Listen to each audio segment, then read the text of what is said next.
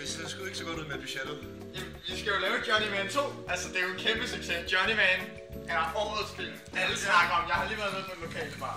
Det kan ikke lade sig gøre det, så. Der er for mange, der har streamet det ulovligt, så vi har ikke tjent nogen penge på den. Hvad? Der er cirka 100 mennesker, der har købt filmen, så vi er i kæmpe underskud. Men hvad med Dr. Ondskab? Vi kan ikke lave en ny film. Vi har ikke penge nok. Filmen har ikke tjent så lidt. Hjem, vi er i underskud. Den er super populær, og alle har. Okay.